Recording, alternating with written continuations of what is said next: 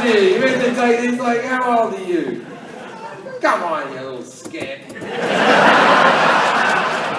How old are you? You're very young, aren't you? How old are you? 20, you're not 29. Fuck off. You look like the kid from Malcolm in the Middle growing up. Dewey or something. Yeah. This sort of goes, Dewey. Yeah, I know. I was the one who fucking pointed it in. Didn't I say this to any cunt? That's a very obscure reference.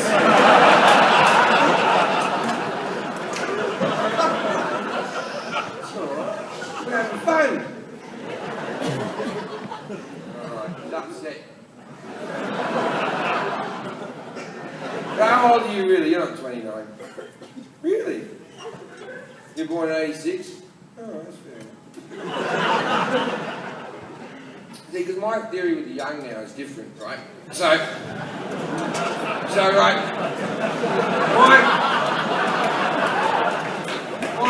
my nephew came last night, right, to the show. He's 16. And I remember thinking, when he came with his mates, and I was thinking to myself, oh, fuck, they might not be able to handle this material, they're a bit young. And then I think, fuck, they're going to be fine. Because these are the generation that grew up with porn. They just grew up with fucking fisting.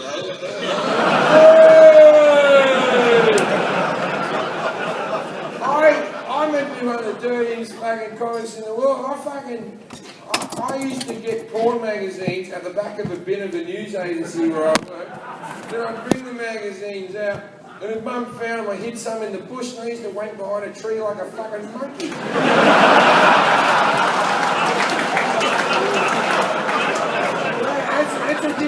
It's a different mindset, isn't it? This next generation, their brains are going to be fucked. Completely fucked. And the girls are like, you're just sending naked pictures. Oh, it's a threat. There's another woman over the age of 30 in this room that goes, you know, I might just piss myself so boys like me. You know? I was at university, I started playing porn on DVDs, on videos, right? And I bought a double penetration. The first time I saw a double penetration, I was 22. And I saw one, and I put it in, and at 22, this is how innocent I was at 22. I looked at it and went, as he's putting the cock in the arse and there was a cock in the pussy, I went, oh no.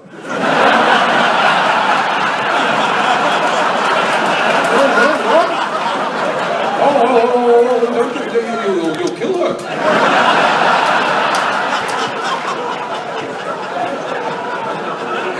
Now, like teenage girls are like, yeah, I can't even come without one in mate.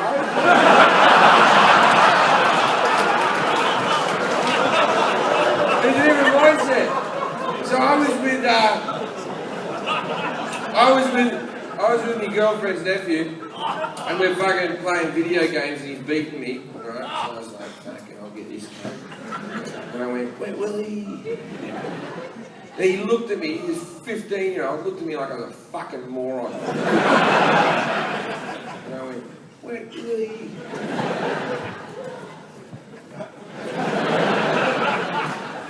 He said, what are you doing that for? I go, that was a big one when I was a kid. Big finger, shove it in someone's ear. That and wedgies. Wedgies were very popular.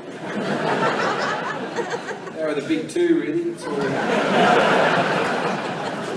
That's all we really had. And he said, oh yeah, is that all you do, is it? And I acted all big and tough. I went, oh yeah? What do you do, big fella? What do you do that's so fucking exciting? And he goes, I'll tell you what I do, right? In my school, what you do is you go off to the bathroom. This is a 15-year-old. He goes, you go off to the bathroom and you wank into your hand, right? And already I'm going, oh no. Because I didn't admit to anyone that I masturbated until I was 20. Back in my generation, we used to lie about it. We used to masturbate, and then your friend would go, you wank, and I go, I don't fucking wank, probably you wank, you probably hold your cock and enjoy it like a poof who's a man holding a cock, you fucking weirdo.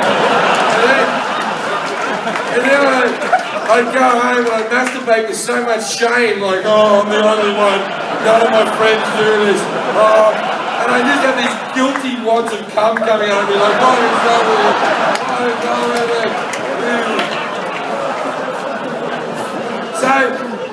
So already the guy's going, I'd go into the bathroom and cum in me hand, and I'm going, oh, no.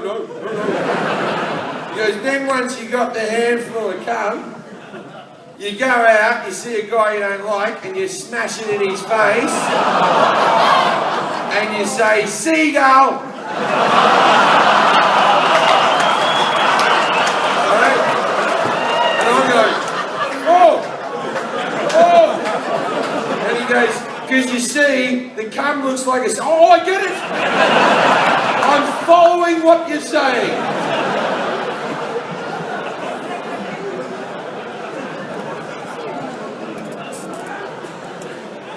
So there's an urban myth that's gone through the world for years. We all know, it's like in the private schools in Australia and all over the world, that there's a game called soggy sayo. We all know soggy sayo. You don't play soggy sayo. Now, soggy sayo is where you put a sayo biscuit down and you get a group of boys and you all jack off on the biscuit. And the last person to come has to eat the biscuit. Now, I don't know if this is a real thing, but everyone has heard of this. Now, it's all over the world. In Britain, they call it sticky biscuit. In America, they call it oogie cookie or limp biscuit. That's where the name of the band Limp Biscuit came from. That's true. But in Australia, we call it soggy sayo. Which I like because there's a bit of branding in there.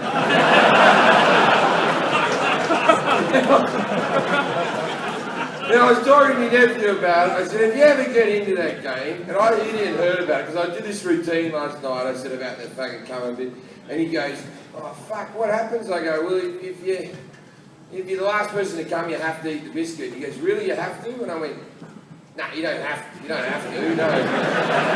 You don't have to do anything in this world. In that situation, you really have to just get new friends. That's what you really have to do." Wait, and why is it that the last person who comes has to eat the biscuit? They should be the one who's commended. Like, who's this bloke who comes first with a whole lot of dicks around him? Like, this latent homosexuality running through, where he's just like, we can't. Yeah, you guys are still wanking, you fags, who are you wanking, you both? Probably enjoy looking at my cum, do you? Hey. Oh, I'll do it again. Okay, there you go.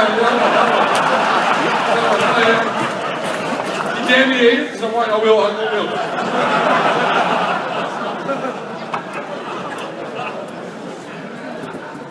Now, I know that people can construe that as a homophobic. I am not homophobic. I'm pro the gay community. I'm very pro the gay community. I have a degree in musical theatre. I grew up in Sydney. I'm in the performing arts. You couldn't get more pro-gay than I.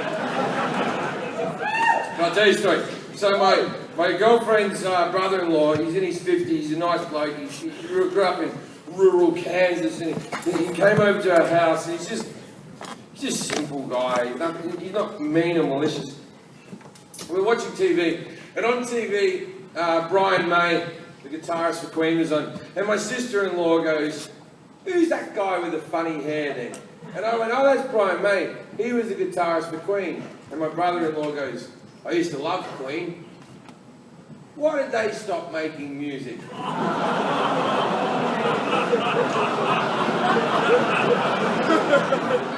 Well, it got harder after Freddie Mercury died. Huh. When did he die? I'd say 91, 92, somewhere around there. What did he die of? Freddie Mercury died of AIDS. Was he gay? Yep. Yeah, Freddie Mercury was gay. How do you know?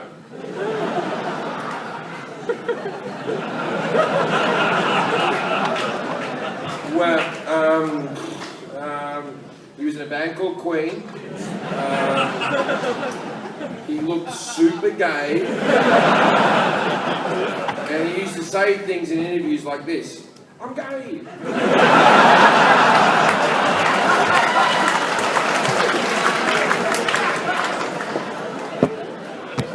And then he's so innocent, he said it to me with no level of nastiness. He said, he just looked off and he went, "Why would anyone choose to be gay?"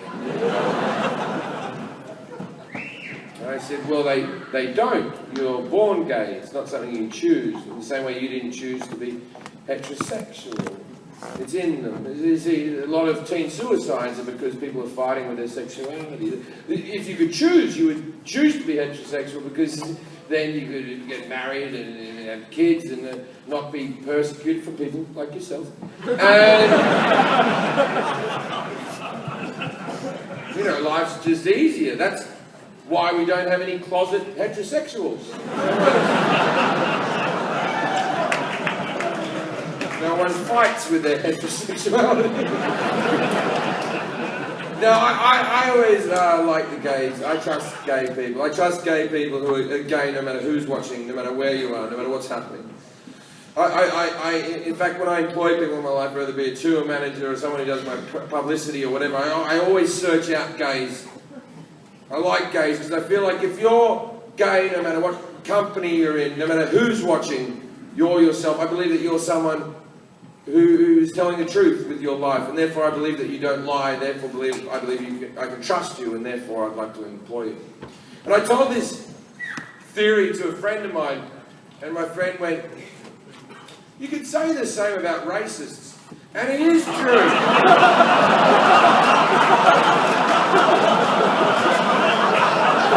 Like, if you're racist, no matter who's watching, if you're just saying nigger and coon all over the place, like, you may be a horrible person, but you're a straight shooter.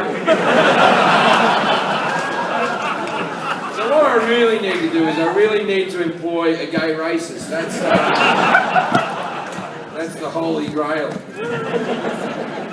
Now, I thought nothing would bend my... See, when I lived in England, I protested for gay marriage when I was living in England. And I thought nothing would bend my love for the gays or my allegiance with gay people. Until this happened. I was on the set of Legit. Now, in America, there is a chicken company called Chick-fil-A. They're owned by Mormons, and it is the most horrible company that's ever existed. No company on earth gives more money to anti-gay charities than... Anti-gay groups, they're not charities. You don't walk past the park and see a gay guy get the shit kicked out of him and go, "Look at all the charity workers and what they're up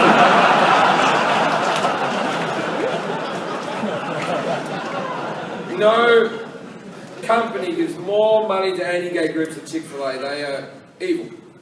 And I lived in America for 5 years, and I never tasted the chicken because I would not taste the chicken because politically it didn't stand where I stood. And one day we were on the set of Legit, and it was dinner time, and so one of the assistants went out and got us food, and he brought back Chick-fil-A, and I was starving, and I went, "I'm not going to eat it," and then I thought, fuck it, I can have a little bit of chicken, who's going to know? And I ate the chicken, and that's the best chicken that anyone's ever made. No one's made chicken that's even close. If you go to America, try it out. Chick-fil-A is just, I'm telling you, it's fucking outstanding. And I got to be honest with you, the gays can fuck off. Until the gays can make a comparative chicken, I can't help them out anymore. I really can't. My love for that chicken far outweighs